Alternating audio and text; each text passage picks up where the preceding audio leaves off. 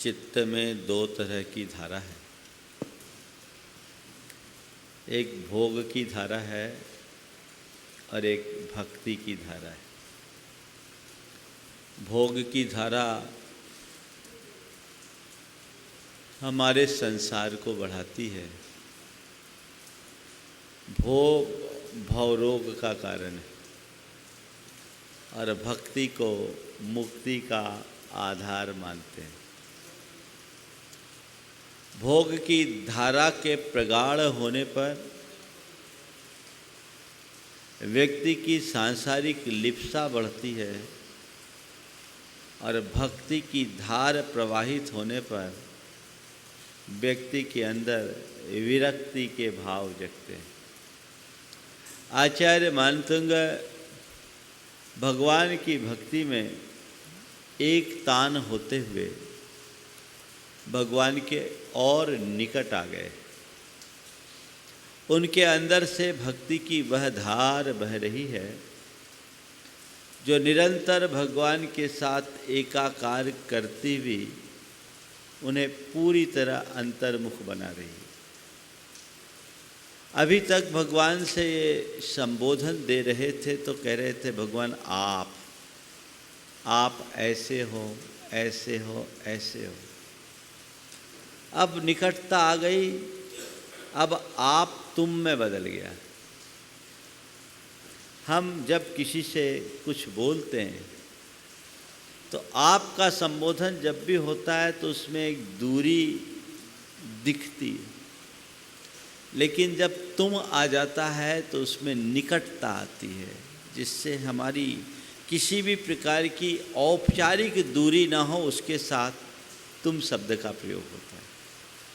इसी भाव के साथ आचार्य मानतुंग भगवान के गुणों को देख रहे हैं और देख रहे हैं कि भगवान आपके प्रति लोगों की क्या धारणा है। देखिए छंद आज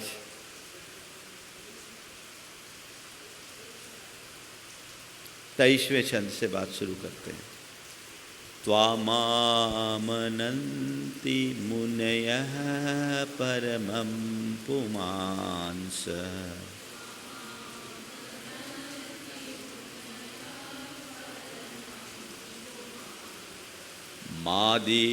मादितवर्ण ममलं तमसः पुरस्तात्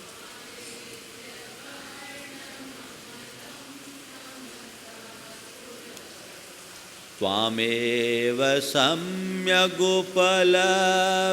जयन्ति मृत्युम्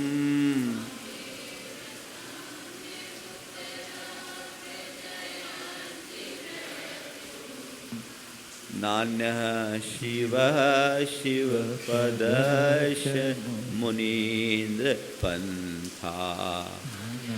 शिवः शिवपदश्च मुनीन्द्र पंथः। भक्ति करते करते आचार्य मानतुंग ऐसा प्रतीत हो रहा है मानो किसी पुष्प के बगीचे में पहुंच गए और उस बगिया में पहुंचकर वहाँ रहने वाले एक एक फूल को वो तोड़ रहे हैं और उससे माला गूंथ रहे हैं। आने वाले 3 छंदों में कुल 24 पुष्प होंगे, जिससे भगवान की स्तुति आचार्य मानतुंग उनके विभिन्न रूपों के साथ कर रहे हैं। हे मुनीन्द्र, त्वाम तुम्हें, मुनिया आमनंती मुनिजन मानते हैं। मुनि का मतलब सामान्य रूप से मुनि होता है, पर यहाँ मुनि का मतलब लेना विशिष्ट ज्ञानी साधक। तो हे मुनीन्द्र, आपको मुनिजन मानते हैं। क्या मानते हैं? परमम पुमांसम, आपको परम पुरुष मानते हैं। परम मतलब जो चरम को पार कर गया, जिससे ऊपर कोई नहीं। पहले छंद का अर्थ ले ले, फिर व्याख्या करता हूं। आपको मुनिजन परम पुमांस मानते हैं, परम पुरुष मानते हैं। फिर आदित्य वर्णम, आपको सूरज के वर्ण वाला मानते हैं, यानी अरुणाभ मानते हैं। जब उगता हुआ सूरज होता उसके वर्ण जैसा मानते हैं। अमलम, आपको निर्मल मानते हैं। तमसा पुरस्तात्, आपको अंधेरे से पार मानते हैं। त्वामेव सम्यक उपलब्ध है, आपको ही सम्यक यानी अच्छे तरीके से उपलब्ध प्राप्त करके जयंती मृत्युम, लोग मृत्युंजयी बनते हैं।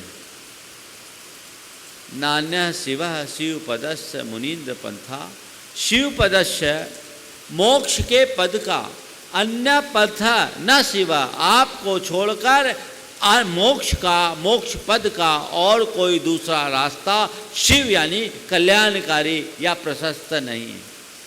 हे भगवान, आपको मुनिजन परम पुमांस मानते हैं, परम पुरुष मानते हैं, आदित्य वर्ण वाला मानते हैं, निर्मल मानते हैं, अंधेरे से पार मानते हैं। आपको ही अच्छे तरीके से आलम्बन लेकर उपलब्ध करके मृत्युंजयी बनते हैं, मृत्यु को जीतते हैं। और हे प्रभु, आपके अलावा कोई दूसरा मोक्ष पद का प्रशस्त पद नहीं है, शिव पद का, शिव यानी कल्याणकारी पंथ नहीं है, आप ही सब कुछ हो। 5 बातें इसमें हैं। सबसे पहली बात, भगवान आप परम पुमांस हो। परम यानी उत्कृष्ट, जिसने चरम को पार कर लिया वो परम, जिससे ऊपर और कुछ नहीं। भगवान, आपने अपने जीवन का चरम विकास कर लिया, इसलिए आप परम हो और परम पुरुष हो।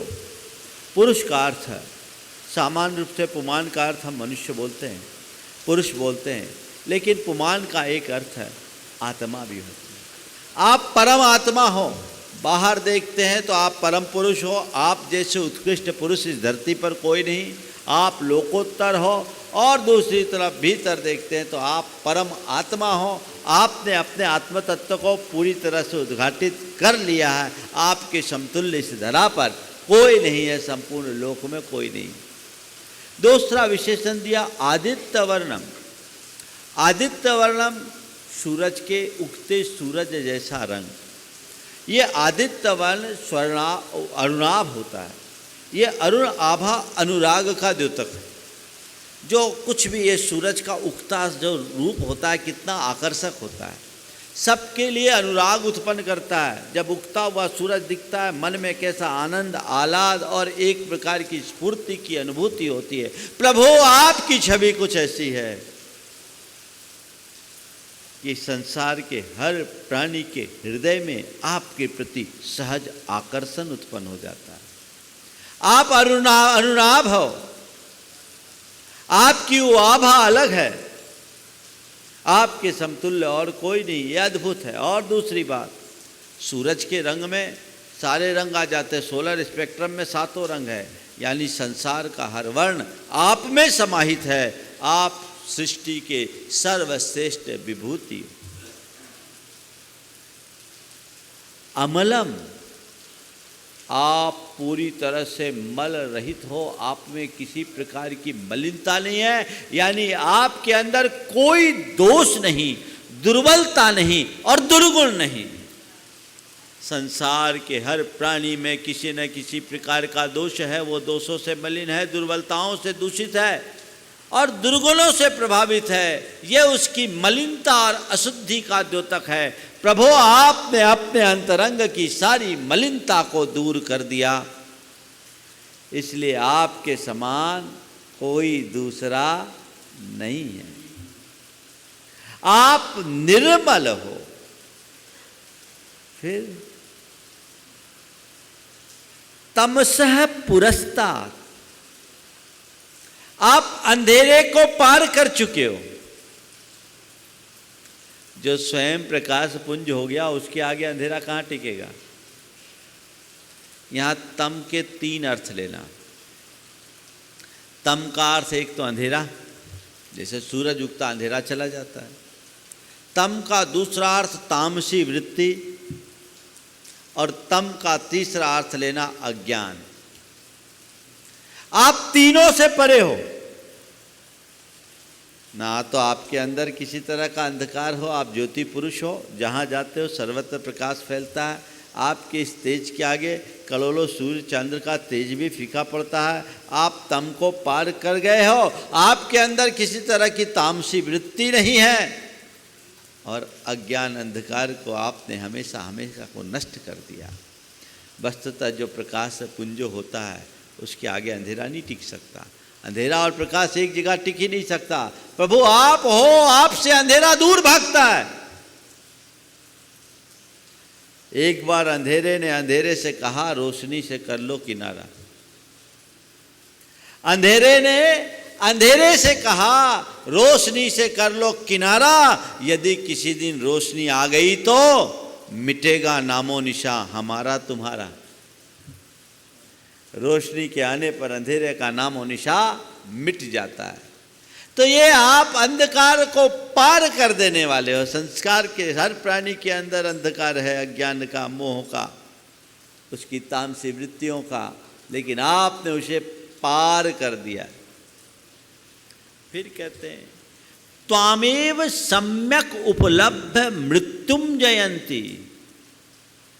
जो आपको पा लेता है वो मृत्यु को जीत लेता है। इसका मतलब मृत्युंजयी हो गया। भगवान को भज लो, अब मृत्यु कभी होगी नहीं, अमर हो जाएंगे। हाँ, मृत्युंजयी बनने का एक ही मार्ग है। भगवान ऋषभदेव कहते हैं, वो खुद मृत्युंजयी हैं और कहते हैं तुम भी मृत्युंजयी बन सकते हो।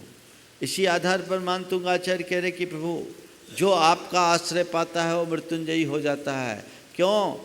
आपकी एक निश्चय भक्ति, एक व्यवहार भक्ति है। जब आपकी निश्चय भक्ति में कोई लवलीन होता है, अपने भीतर डूब जाता है, जो अपने भीतर की परमात्मा को प्राप्त कर लेता है वो सिद्ध आत्मा बन जाता है, वो मृत्युंजयी हो जाता है, जन्म मरण से पार हो जाता है।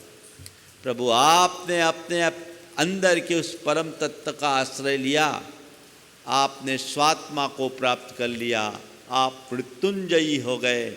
हम सबको मृत्युंजयी बनने का मार्ग बता दिया। जिसने अपने भीतर बैठे ऋषभदेव का आश्रय लिया, जिसने अपने भीतर के परमात्मा को अच्छे से प्राप्त कर लिया, तामेव सम्यक उपलब्ध। आत्मा यदि परमात्मा को प्राप्त कर लेता है उसी क्षण वो सिद्ध बन जाता है, मृत्युंजयी हो जाता है, फिर कोई रोक नहीं पाता। ये भीतर की भक्ति से मृत्युंजयी बनने की बात है। बाहर की भक्ति से भी मृत्युंजयी होते हैं। भगवान की भक्ति करोगे तो मृत्युंजयी बनोगे। हालांकि हर मनुष्य को मरना पड़ता है। मनुष्य को संस्कृत में मर्त बोलते हैं। ये मर्त्य लोक है। मर्त किसको बोलते हैं? जो मरे सो मर्त, जो मरे सो मर्त, म्रियन्ते इति मर्त्याः। जो मरते हैं वो मरते हैं। हम सबका जीवन बड़ा क्षणिक है, कभी भी समाप्त होने वाला है। हम कभी भी मर सकते हैं। देवों को अमर कहते हैं पर उन्हें भी मरना पड़ता है। ये बात और है कि वो हमारी तरह जल्दी नहीं मरते, इसलिए उनको अमर कहते हैं।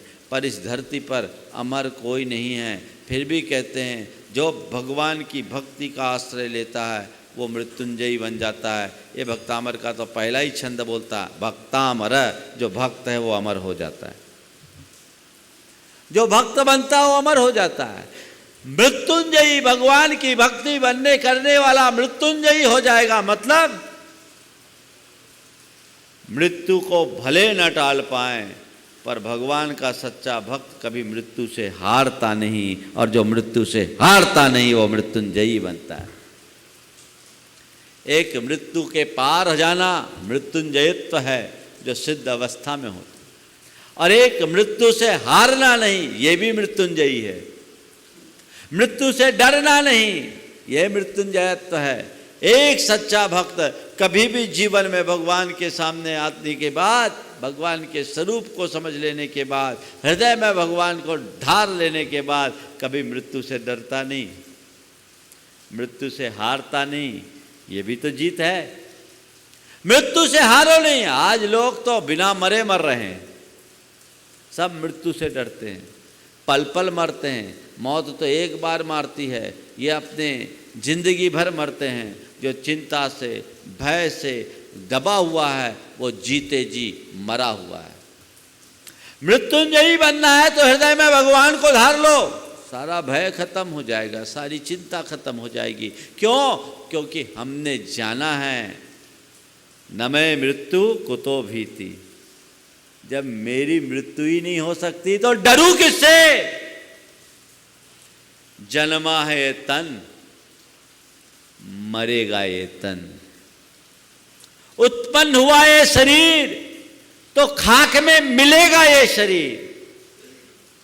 मेरा न तो जन्म हुआ न मेरा कभी मरण होगा। मैं तो जो हूं सो हूं। प्रभु, जब तक आपके संसर्ग और सानिध्य में नहीं था तब तक मुझे मेरे स्वरूप का पता नहीं था।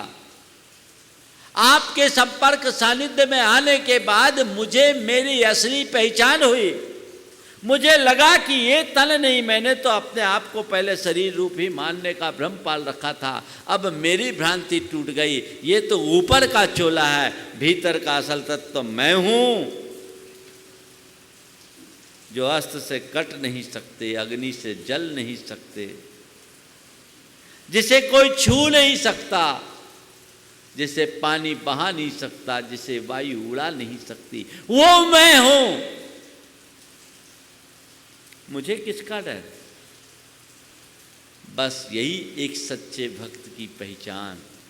वो मृत्युंजयी बन जाता है, उसे किसी का कोई डर नहीं, वो बड़े आनंद से जीता है।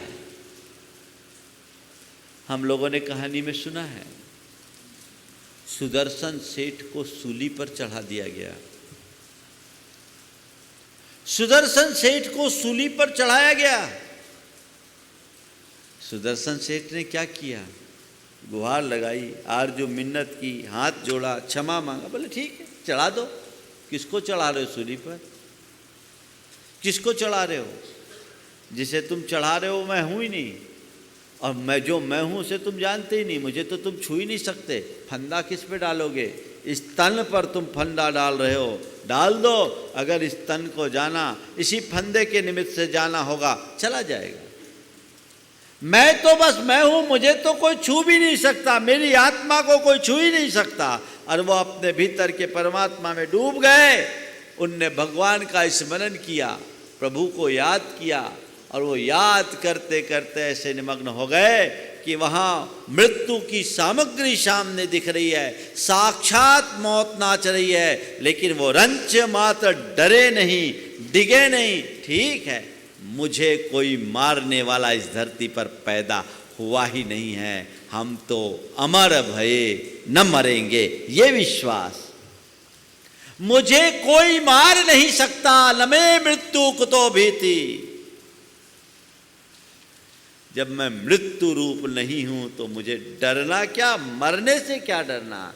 और तन तो एक दिन जाना ही है, जब जाना होगा तो जाएगा। मुझे डरना नहीं। मैं तो देख रहा हूं क्या खेल खेला जा रहा है, मैं भी उसका एक हिस्सा बन करके जी रहा हूं और उस खेल में अपनी सहभागिता दे रहा हूं। हुआ क्या? उस फांसी का फंदा जिस पर सूली पर चढ़ाया जा रहा था, वो फंदा ही उनके गले की माला बन गई और जय जयकार हो गया।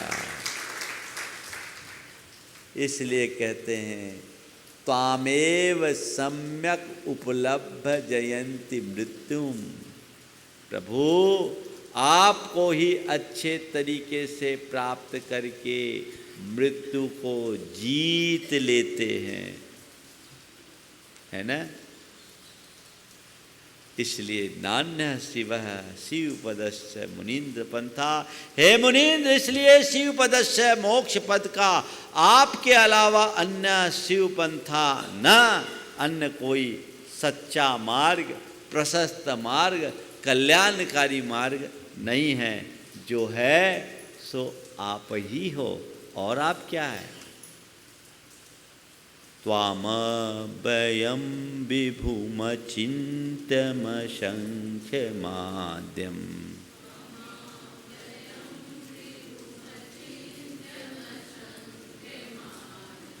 ब्रह्माणमीश्वरमनन्तमनङ्गकेतुम्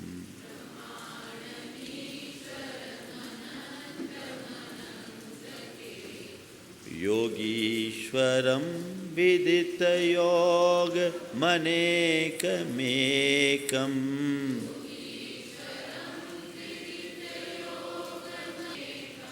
ज्ञानस्वरूपममलं प्रवदन्ति सन्तः।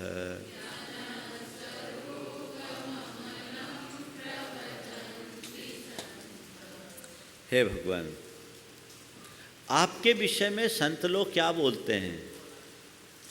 जब मैं संतों से मिला, संतों के मध्य आपकी चर्चा की सुनी, तो मैंने देखा त्वाम तुम्हें, आपको अव्यय, विभु, अचिंत्य, असंख्य, आद्य, ब्रह्मा, ईश्वर, अनंत, अनंग केतु, योगीश्वर, योगविद, अनेक, एक, ज्ञान स्वरूप और अमल प्रवदंती कहते हैं। 15 बातें इसमें। आपको क्या कह रहे हैं? अव्यय। अव्यय का मतलब, अव्यय का व्यवहारिक अर्थ है जो कभी खत्म न हो, जिसका कभी व्यय न हो। खर्चा करते जाओ, फिर भी जो का त्यों बना रहे, वो अव्यय। कितना ही खर्चा करो, तुम्हारे पास धन दौलत है, दुनिया की चीज़ें हैं, उसे यदि तुम खर्चोगे तो क्या होगा? व्यय के बाद वो विनष्ट होगा। सब व्ययशील है, विनाशिक है। प्रभु, आप तो अव्यय हो, आप अव्यय हो। आपके पास ऐसा ज्ञान धन है, आपके पास ऐसा गुण वैभव है जो कभी विनष्ट नहीं होता। और अव्यय के दार्शनिक अर्थ को ले तो उसका अर्थ निकलता है, प्रभु आप अव्यय यानी अविनाशी हो, शाश्वत हो। कुछ दर्शन ऐसे हैं जो वस्तु को क्षणछयी मानते हैं, सर्वथा उच्छेदवाद का वादियों को संबोधा है यहाँ। जो क्षणछयी विनाशिक मानते, बोलते नहीं प्रभु आपका स्वरूप तो अव्यय है। ये बात अलग है कि आपके पर्यायों में परिवर्तन होता रहता है, संसार की हर वस्तुओं में उत्पत्ति और विनाश होता रहता है, लेकिन उत्पत्ति और विनाश के इस क्रम में भी उसकी मौलिक स्थिरता बनी रहती है। यही अव्यय आप हो। आप अव्यय हो, आप शाश्वत हो। फिर आप विभु हो। विभु यानी समर्थ, समर्थ हो। आप अपने उत्थान पतन के मालिक स्वयं हो। और विभु का एक दूसरा अर्थ है आप व्यापक हो, लोकव्यापी हो। आपका ज्ञान पूरे लोक में व्याप्त है। अचिंत्य, आप तो अचिंत्य हो। आपके विषय में आपकी महिमा अचिंत्य अकथ्य है, कुछ कहा ही नहीं जा सकता। आप ऐसे हो, बस जो आपको देखता है वो आपका होकर रह जाता। आपके विषय में कुछ कहने की भी स्थिति उसकी नहीं होती। और आप असंख्य हो। आप असंख्य हो क्योंकि असंख्य भक्तों के हृदय में आप विराजमान हो। आपने असंख्यों का उद्धार किया है। आपकी दिव्य वाणी को सुनकर असंख्य प्राणियों ने अपना कल्याण किया है, इसलिए आप असंख्य हो। फिर आप आद्य हो, प्रथम हो। इस युग में आदिम तीर्थंकर आप हो, धर्म के आद्य प्रवर्तक आप हो, और केवल धर्म के ही प्रवर्तक नहीं, इस कर्म मूलक मानव सभ्यता की सूत्रधार आप हो। आपने इस धरती को असी मसी कृषि विद्या वाणिज्य और शिल्प का उपदेश देकर जीवन निर्वाह का पाठ पढ़ाया, आगे चलकर राजा बनकर राज्य की व्यवस्था बताई और धर्म तीर्थ का प्रवर्तन करके धर्म का मार्ग बताया। इसलिए आप आदि ब्रह्मा हो, आप प्रजापति हो, आप आद्य हो, प्रथम तीर्थंकर ही नहीं, सबके प्रथम आश्रयनी हो। ब्रह्मांडमीश्वर अनंत मनंग के तुम, आप ही ब्रह्मा, आप ब्रह्मा हो। आचार्य मान तुम कहते हैं लोक में एक ब्रह्मा विष्णु और महेश की चर्चा आती है। ब्रह्मा ने सृष्टि की रचना की, विष्णु को सृष्टि का प्रतिपालक कहा जाता है और महेश को सृष्टि का संहारक कहा जाता है। प्रभु, मुझे नहीं मालूम कि इस सृष्टि को रचने वाला कोई ब्रह्मा है भी नहीं, मुझे ये भी नहीं पता कि इस सृष्टि को संभालने वाले कोई विष्णु है या नहीं, मुझे ये भी नहीं मालूम कि इस सृष्टि के संहारक कोई महेश भी है या नहीं। पर मैं जब आपको देखता हूं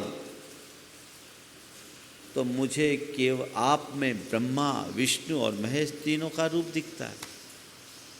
आप ब्रह्मा हो क्योंकि युग की आदि में सारी व्यवस्थाएं आपने बनाई, इसलिए ब्रह्मा हो। आप प्रजा के जीवन के निर्वाह की बात बताई आपने, इसलिए आप विष्णु हो। और आपने इस धरती पर जीने वाले लोगों के दोषों और दुर्बलता का नाश करने का मार्ग दिखाया, इसलिए आप महेश हो। आप ये तीनों हो, इसलिए आपको ब्रह्मा, ईश्वर, ईश्वर मतलब जो खुद के वश में हो, ईश्वर जिसके अंदर सारे इष्ट गुण रहते हों और जो अपना मालिक खुद हो, आप खुद हो। और अनंग केतु, अनंग बोलते काम, काम के केतु यानी काम को जीत लेने वाले हो, काम जयी हो। शिव को काम जयी कहता है। भगवान ऋषभदेव का नाम अनंग केतु है। एक समय था जब कहते हैं कि शिव को योगी की मुद्रा में रखा जाता था और कई विद्वानों ने ऋषभदेव और शिव दोनों में एकता की भी बात की है। तो कह रहे आप अनंग केतु हो, काम जयी हो। और अनंग का दूसरा अर्थ ये भी लिया जा सकता है, अंग का अर्थ होता है शरीर। अनंग यानी आप शरीर रहित, केतु यानी चिन्ह वाले हो, आप अशरीर चिन्ह वाले हो, सिद्ध आत्मा हो। योगीश्वर, आप योगियों के ईश्वर हो, योगी के अधिपति हो। सारे योगी जन आपको अपना इष्ट मानकर अपनी आराधना करते हैं। विदित योगम, आप सारे योग के मार्ग को जानते हो और आपने सारे योग के मार्ग को हमें बताया है। अनेकम एकम, आपके अनेक नाम हैं, 1000 नामों से आपको जाना जाता है, इसलिए आप अनेक हैं। और आप एक हैं क्योंकि आप एकमात्र तत्व हो, हम सबके अंदर विराजमान हो, इसलिए आप एक हो उस ध्रुव तत्व के रूप में। और प्रभु, आप ज्ञान स्वरूप हो, केवल ज्ञान है आपके भीतर प्रकट हो रखा है। आप उस केवल ज्ञान स्वरूप हो, अमल हो, निर्मल हो, ऐसा यानी कर्म मल से रहित हो, शुद्ध आत्मस्वरूप है हो, ऐसा आपके विषय में संत जन कहते हैं। और क्या कहते हैं? बुद्धस्त्वमेव विबुधार्चित पाद पीठ,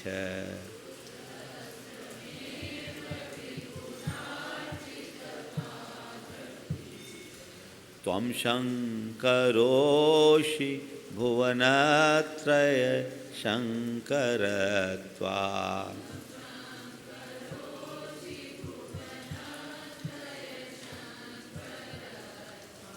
धातासि धीर शिवमार्ग विधिर्विधाना,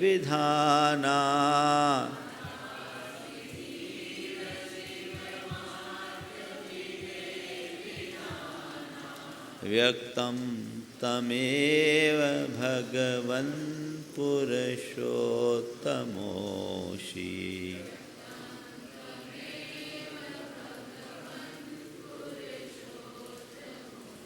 हे भगवान, आपके बारे में और क्या कहूँ? आप ही बुद्ध हो, बुद्धोऽसि, बुद्धस्त्वमेव, त्वम एव बुद्ध, आप ही बुद्ध हो। हमने किसी अन्य बुद्ध के विषय में सुना है, लेकिन हमें समझ भी नहीं आता वो बुद्ध है या नहीं है, पर आप हमें बुद्ध दिखते हैं। क्यों? विविधार्चित, विविधों देवों के द्वारा आप पूज्य हैं, इसलिए आप बुद्ध हैं।